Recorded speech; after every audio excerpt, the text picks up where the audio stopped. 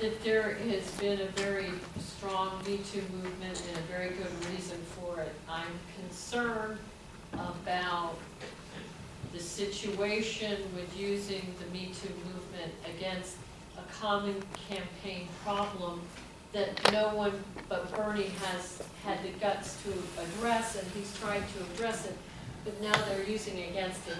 I worked for Bernie, volunteered in... Tell me your name. Barbara Kelly. Okay. I worked in North Texas for Bernie, and there was a situation that happened, and no one paid much attention to it until recently, and then the former North Texas Bernie campaign guys started talking about it, and all these articles started coming out, and Bernie's tried to address it, and there have been so much sexism and so much harassment within all campaigns, and even Hillary dealt with a whole situation herself. I'm hoping that Bernie will do like what they were encouraging him to do, is to set a gold standard for campaigns of how to handle that, because they're butchering him on this, and it's not him. I was there during the situation, and this has nothing to do with him. Sure. I'm glad you brought that up. Absolutely. I mean, any movement could be used in a negative way. It is a movement whose time has come in terms of, again, since the inception of this country, women have been treated like crap, and that's the PG version. The senator, you know, I was a national surrogate for that campaign, as you all know. I mean, I wasn't, you know, I didn't run or manage it, but I was a national surrogate for the campaign. I will say that the things that were brought to, not the senator's attention, those of you know that the person that's running for the seat is not the one. I mean, that campaign was put together in 5 seconds. They had 1,200 employees. Your point is right, Barbara, that in any campaign, something like, in any industry, I mean, look at Hollywood, look at, I mean, any industry, it doesn't make it right. But some of the lessons that they learned from that campaign, and I know the senator, and I know Dr. Jane Sanders, and I know that had they known that anything like this was going on, they would have corrected it immediately. And some things were corrected that were brought to the campaign's attention, but what they did with the things that they learned, and as the senator said, and Dr. Jane said in a quote in the AP, she apologized for any pain that anybody felt. That's the first thing a leader does. Thank you. Say, I'm sorry. Thank you. And he did too. And he did, no, but they're together, right, he did too. And also to say that I want to work to make sure that nothing like this happens again. And so what they did in their 2018 campaign, Sister Barbara, that's not being talked about, is that because of some of the things that were known after the 2016 campaign, set up a 1-800 hotline with a third-party company, so that anybody that's feeling harassed in any way, instead of being vulnerable and thinking, well, Terry is the boss, and if he finds out, then I'm gonna get undercut. I'm sorry, Terry. But now I don't have to go to Terry. I go to a third party 1-800 number, and I can remain anonymous if I want to. That was implemented in the senator's 2018 re-election campaign for Senate. But see, they don't want to talk about that. That came from some of the lessons that were learned from 2016. Everybody has to go through training now before you can even work for the senator. All right. That was not talked about in those I articles. hope he brings all this up. I know he said that he's made changes. He said it with Anderson Cooper. Yes. But I'd like to see, because they're glossing over that. They're going right past it and seeing it. Of course they are. Because it's not clickbait now. Sorry to say. Yeah, don't get on my scene now. Listen, I'm a progressive voice on screen now. I know, but he did it. There are very few progressive voices out there, and I am one on scene.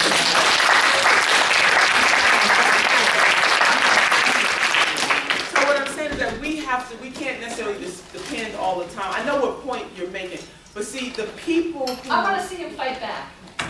I get it, but what we can help in that. We see the voice. That's right. To say that, you know what, things went wrong on that campaign, they apologized, they're making it right. Move on. But it's not an argument to say that he shouldn't run. And some people No, are it's using not an that. argument. Listen, I tell you, it's not an argument. I know. And it's not necessarily that I heard somebody say move on, and I know what they mean by that. But no, it's not, you know, when somebody has been transgressed in that way, and they make it known, then it's up to the person that has the power to say, I'm gonna make it right. That's right. Now, once that person has said, I'm gonna make it right, then it's up to people to say either you're gonna accept that or you're not. But in this political domain, Barbara, for some people, it's not about making it right, it's about trying to kill Senator Sanders. Right, Exactly. right. And they're using it with, and taking away the Yes. things that he said that mean something and only leaving one statement in it. But see, those of us who, again, going back to many hands, That's right. we get a chance to tell the story. I had a colleague of mine say that his mother was walking through a grocery store and she had a bag on that had the senator's name on it. And the person in the grocery store came up and said, why are you wearing that? You still support him? He's a sexual harasser. And so the mother had to say, wait a minute, no. And you know why they said that? Because they only read the headline. That's right. So she had to explain, no, not Senator Sanders, but something happened on the campaign. And in 2016, they're trying to make it right. So again, I say that to all of you in here is that we all can be voices to say, wait a minute now. First of all, nobody said that the senator had any knowledge of it directly. What hurt me the most was this happened to be, I had to unfriend the former North Texas Bernie campaign director because he said, before you vote for Bernie, look at this article. And I went, I'm sorry, I did what I shouldn't do. I went nuts. And You went he's ham. taking it down. He took it down, but he was trying to make the case that someone who didn't know what happened was responsible and you shouldn't vote for him. And that's what I want fuel to fight against. I would say that if the senator did not say, we apologize. He did. No, I know he did. And that's all we can do is say to people, we apologize. They try Said, well, we're gonna do it better next time. That's all. We didn't do it good enough, we're gonna. And they didn't. And he admitted it. And so did Dr. James. And he's not trying, some people were trying to cover it up and gloss over it. I just said, Well, Hillary protected. Somebody's behind you, Betty. well, I'm not gonna relitigate. That's right. I got you though, but Sister Barbara, I got you. Listen, the campaign is owned up to the fact that they've done some things wrong, that some things went wrong, and that they're gonna try to make it right. And that's really all that you can ask somebody to do. Yes, ma'am, and then I'm gonna go back. Okay, so there are some PCCC alumni in the room, and Jackie and the three of us are all county board members, and she was our first progressive. We were actually going to announce all the elected. Yeah. That was next on our Richard, go ahead. agenda. Okay, so our question is, we are all very concerned about the warehouses and our infrastructure and people and their pay and stuff like that. And I would love to know if our revolution could help us with some policy things that we can implement, because we're fighting the Democrats too, you know? And You so, know I do. like I just had the action thing that they did, Yeah. their training policy for the state and the House. Yeah. And we need that at a local level. So is our revolution thinking to reach out to do anything like that? So, you all, there, as far as our revolution in Illinois, there's a movement afoot to create what is called a state organizing committee. We just had a really good meeting. And if that is something that the state organizing committee wants to take up, National will be very supportive of that. Absolutely, we will. Yes, love it. Who's negotiating I know, I these just deals? heard Do this you year. guys know who's negotiating the deals where they're giving $680,000 in tax abatements to, I can't remember the name of the company, but it's a Fortune 500 company. Why are you giving Harbor 600? Freight. Probably. Harbor Freight. Harbor Freight Right, is it's not negotiating these it's deals. not the county. I know, that's what I'm saying. I didn't say it's the county, I said who's doing it. And to the point, our city did just turn down some more staffing agencies for those reasons. And we do have a nice for people who are helping with that. But like for us, I think the county would be very interested, or at least the 4 people in this group might be interested in hearing what can we do from a specifically a county policy level. Right. That's what we need to know. And it's about organizing, so Yeah. you're asking the right question. The thing I'd just like to say, I think people have to have some perspective on this, is that I think 2 things happen is that people worked on the staffing agency issue for a lot of years, for over 10. But there's also been this progressive political movement at the same time. And it's kind of both happening together that made something like the the city council, like saying no more. Right. But I think that there needs to be something actually, there needs to be something bolder that really addresses it, and I think that does need to, and I think our We want to know what that resolution, boldness is. That's what we I want to think know. our resolution would be helpful. We can help, but you all lead, because you're citizen leaders in this. So it's not us coming from on high in DC, it's you all setting the agenda and us complementing your agenda. So we're gonna do 2 more questions, guys. We have one up here and one here. Yeah, she's been waiting, so We're we're gonna gonna. I have a more general question. So I'm a progressive millennial, and I have people in my life who I feel like don't take me seriously when I talk about progressive issues, or I don't. What's your name? Olivia. Olivia.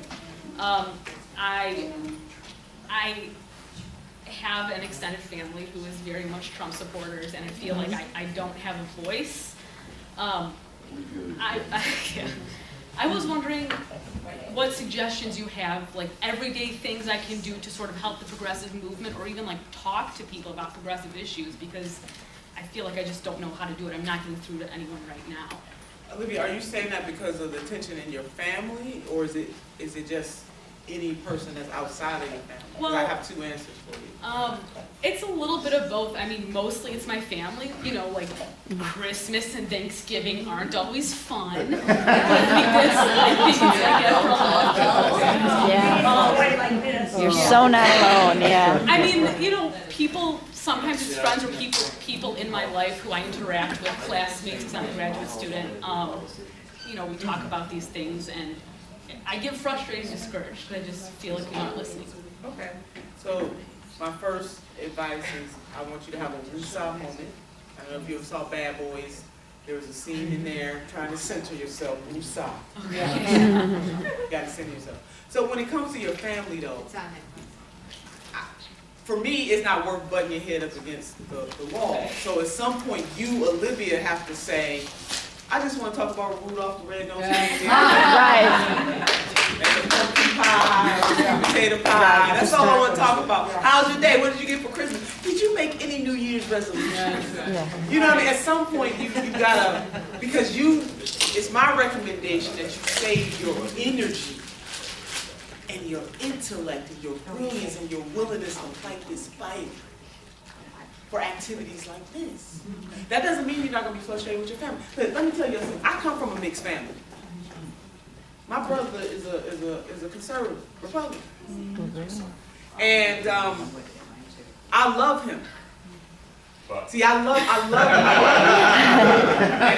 and not by force, it's by choice. You know, I love him, and I love him a lot, and I mean that. And oftentimes in the audience, I get the same kind of response until I say I love him, and I mean that.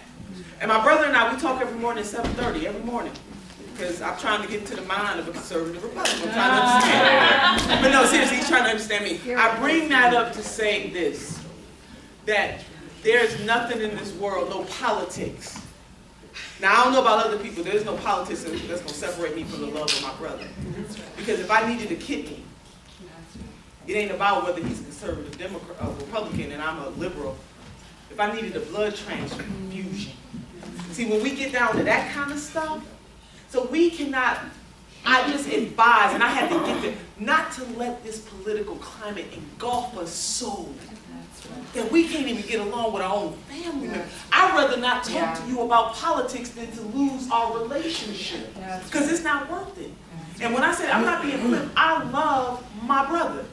Because if I needed something, it's not some random Democrat that I may call that I you with that's going to come rescue me. It's not my brother making up donut Twitter and chocolate donut and being racist and misogynist to me, even though he's a conservative Republican. It's other Democrats doing that. So for your peace of mind and for your ability to do the work that I believe you are put here to do, I wouldn't necessarily have that fight with my family. Now that don't mean every now and then y'all not gonna get into a little debate, but don't let it frustrate you so. Now, to people outside your family, you gotta pick your battles. Do you want your energy to be used for some of the things that have been brought up in this room that you guys are going to work on? Do you want your energy to be used to have a conversation, smack down, ham down fight with somebody whose mind you may or may not change? Another thing is that it's how we approach people. if I say that you're stupid because you voted for Trump. Or those of you who heard me on the radio today, which I had a very good, robust debate with Joan. She said, well, everybody that voted for Jill Stein, they might as well have voted for Trump. Now, while I don't agree with that. Because in America, we have choice. So while I may have wanted them to vote for somebody else, I have to respect their decision. And not tell them they basement dwellers or, you know. Because then I can't win you over. Now, I may never win you over, but my grandmother used to say this. She said you can catch more flies with honey than you can with shit. Yes. Seriously. And so we can't tear people down. You may think in your head, this is the dumbest, I cannot believe why you vote against your own self-interest. You think that in your mind. But if the goal, see, it's two things. If the goal is to just get into the debate and prove to somebody that your ideas are better than them, that you are more righteous than them, that you are smarter than them, then that's one type of way to debate. But if the debate or the conversation is really about trying to win them over, even just a little bit, then you're not going to win them over by saying, you are so damn stupid. I mean, what were you thinking? What do you do though if the person's beliefs it's a human issue? Like some of my family's beliefs makes me, it has made me change the way I view them as a person because I think a lot of us Like, have gone through that, yeah. I got the answer. I got the answer. Give me a minute. We're going to take our last question. I hate to do I'm this, sorry. family. No, we're going to give Olivia we're going to give Olivia I love this, Olivia. I would stay here all night if I could. I got the answer. You ready? I carry it with me all the time. God grant me the strength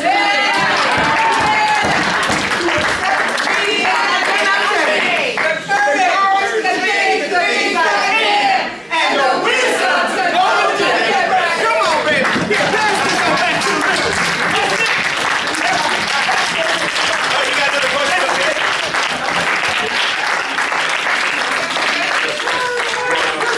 Yes, yes. I got a friend who's a friend of Jim, actually, who has that card in his pocket, actually, you know. But no, okay. I'm vice chair and one of the founding Clap members. once if you can hear me. Clap twice.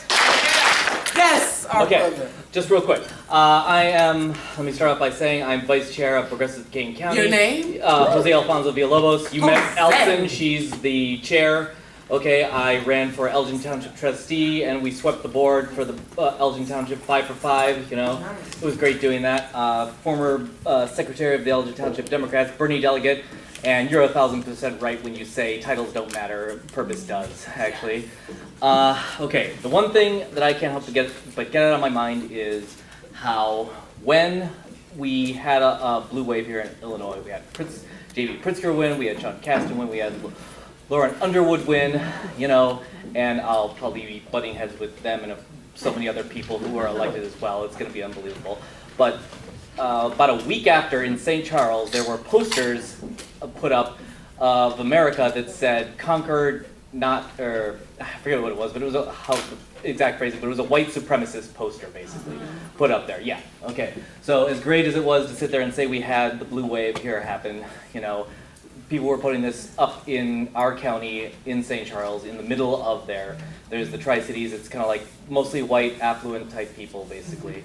You know, and I even remember when 2016, when we were doing our little march there in their parade, actually, like a little kid, basically, like 5 years old, basically, as I was walking, as we were all marching past him, basically yelled at me and said, "Build a wall," you know?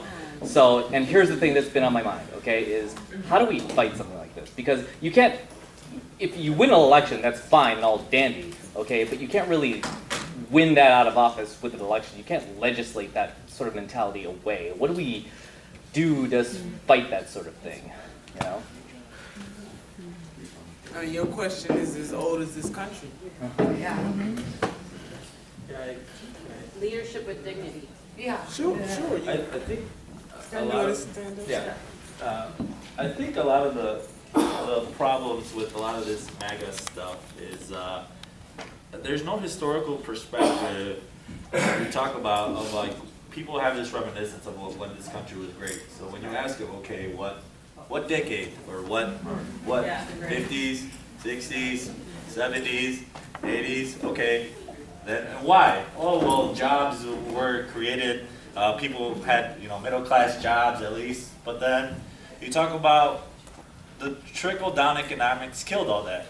Tax rates were different. So when when people bring up this stuff, you counter it, but it has to be a conversation. You can't do the name calling. So what made it great? Oh, well, at that time, the top marginal tax rate were above 80%, 90% in those areas. Did you know that? Did you know that stock buybacks weren't a real thing? Corporations are actually forced because the rules were written different. These Fortune 500 companies, these warehouses, actually had to redistribute their money different. Like, we don't have those conversations with people, and that's, I think, something that the progressive movement needs to do. Learn more about these things that have happened in the past, and how, like, these are actual policies. We need to do more historical policy learning and how it connects to us, to everyone. And when you start having these conversations and making like these huge, like we're all workers, it's the same, we're all part of the same economic system, you have to talk about the historical context, when the rules changed. And I think a lot of this build the wall stuff, it's because they tried to, you always got to blame someone, so they always try to blame someone else. But they don't see that the rules changed, the tax system changed, the economics changed, the rules changed and benefited certain people. But we have to learn to identify, help them when that happened. Look, this thing in 1980, stocks buyback, that wasn't a real thing. CEO can compensate himself by that, but now they do, so that's why all this stuff is artificial and these workers get this. There's a history too as well, how temp workers started. This stuff is out there, like when and where, and we need to start educating people on those types of things to help to show them that we're all in the same thing together. There you go. That's what I do. I read, I do as much as I can, historical context of these issues. So when I ran for office here. I went to school in a small town in the middle of Iowa. I mean, had conversations with people. I have friends that grew up in all Republican counties. Everything's there. They have a Republican farm. And now they see an issue because we've had this conversation like, that makes no sense. Because, you tear it down. They contact me. I heard this, but it's not true because this is like, you have to bring the historical context of how we got here and show them that we're all kind of on the same page. Facts. Facts, right. But like, you just get that. You have to teach them that and have those conversations. And then they realize like, well, it was great then, right? But why? It was, this changed and now we're here. Like, why? So we have to start learning that. I agree with what he said. I just want to add a finer point to that. For some people, this country never was great. Yes.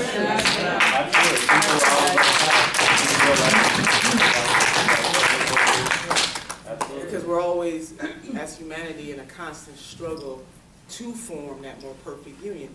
And the point that you're getting at, we definitely need, I totally agree, we as progressives need to become students of the game.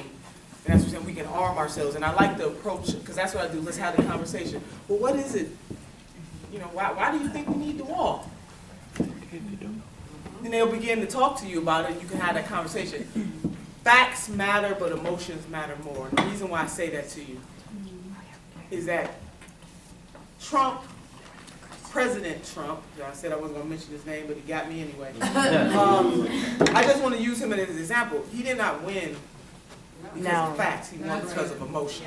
Yes. But he didn't win. So, Please don't tell me about no daggone popular vote. The man won electoral college. Please. So I get it, but I mean, come on, sisters and brothers now. Listen, if we're gonna change the electoral college, let's change the electoral college. But the brother, based on, let me just say this, because I'm sorry, I didn't mean to be this. I don't want to be this. Let me will it back in. I will say, based on the rules of engagement as they exist right now in the United States of America, he or she who wins the electoral college, regardless of who wins the popular vote, wins. I don't want to dismiss anybody. I understand what you're saying. Whoever said that, I get it. I'm vibing with you. Now, what I do want to say this is that his rhetoric was emotional.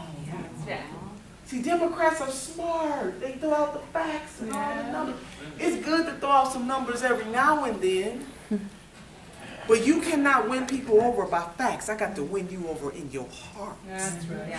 And once I win your heart, then I win your head. That's right. You win. That's it. So that's the way. And then we have to get more people. But see, we think every problem can be solved by people elected in office. And I'm here to tell you as a recovering elected official, you know, every problem can't be solved that way. That's right. But the big things that we need to do, like infrastructure, environment, Medicare for all, that is government's job. Because government is designed for us to do collectively, but we can't do as individuals. But the thing that you're talking about, and I think the point that you were getting at, and I'm going to close with this, is that there can be bigots in any party. And the fact that Democrats may have won everything doesn't change the fact that racism, sexism, ageism still exists. And it doesn't change the fact that even before that man took office, it existed. He's not. That's the thing. So we get distracted by the man behind the curtain. Because my question is this, progressives, when he is not there, there will be a time when he is not there, whether he gets impeached or not, or whether he doesn't win again in 2020, because Bernie Sanders runs, but anyway.